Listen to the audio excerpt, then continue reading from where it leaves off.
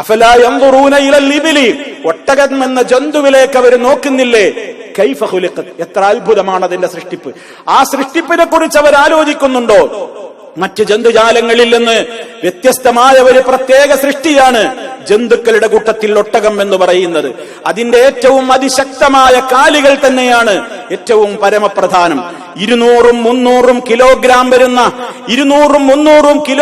വരുന്ന ഭാരം തന്റെ പുറത്ത് അതിനെ കിടത്തിക്കൊണ്ട് അതിന്റെ പുറത്ത് വെച്ചാലും അതിന്റെ ശക്തമായ ഭാരമുള്ള അതിന്റെ കാലുകൾ കൊണ്ട് ആ ഭാരം പുറത്ത് വെച്ചതിന്റെ ശേഷം എഴുന്നേറ്റ് നിൽക്കാൻ കഴിയുന്ന ഏക ജന്തുവാണ് ഒട്ടകം. ഭാരം വഹിക്കുന്ന മൃഗങ്ങളുടെയൊക്കെ പുറത്ത് അവ നിന്നതിന്റെ ശേഷം മാത്രമേ ഭാരം കയറ്റി വെക്കാറുള്ളൂ. കിടത്തിയതിന്റെ ശേഷം 200-300 കിലോഗ്രാം വെച്ചുകൊടുത്താലും നിഷ്പ്രയാസം എഴുന്നേറ്റ് നിൽക്കാൻ സാധിക്കുന്ന ഭൂമിയിലെ ഒരേ ഒരു ജന്തുവാണ് ഒട്ടകം. റഹ്മാനായ റബ്ബ് പറയുന്ന സൃഷ്ടിപ്പിന്റെ പ്രത്യേകത നോക്ക്, അതിന്റെ കഴുത്തിന്റെ പ്രത്യേകത നോക്ക്. മരുഭൂമിയിൽ ജീവിക്കുവാൻ ആവശ്യമായ നിലക്കുള്ള അതിന്റെ മറ്റു സംവിധാനങ്ങൾ.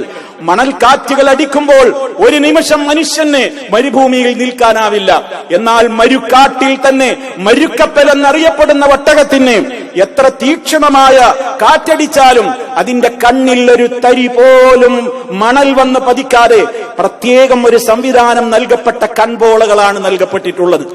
10, 50, 55 ഡിഗ്രി സെൽഷ്യസ് ചൂടുള്ള സമയത്തും ഏറ്റവും കടുത്ത ചൂടുള്ള വായുവിനെ ഉള്ളിലേക്ക് വലിച്ചു കയറ്റുമ്പോഴും ആ ചൂടേറിയ വായുവിനെ ഉള്ളിലേക്ക് വലിച്ചു കയറ്റുമ്പോൾ അതിന്റെ നാസാരന്ധ്രങ്ങളിൽ അതിനെ തണുപ്പിക്കുവാനുള്ള സംവിധാനമുള്ള അത്തരത്തിലുള്ള ശ്വസന പ്രക്രിയയാണ് ഒട്ടകത്തിന് നൽകപ്പെട്ടിട്ടുള്ളത് എന്നതാണ്.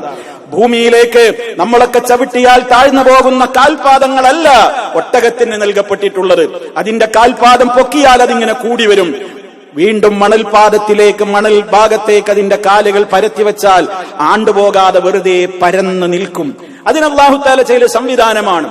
ആഴ്ചകളോളം ഭക്ഷണവും വെള്ളവും കിട്ടിയില്ലെങ്കിൽ പോലും ചാവാതെ നശിച്ചു പോകാതെ മരുഭൂമിയിൽ അതിന് ജീവിക്കുവാൻ സാധിക്കും.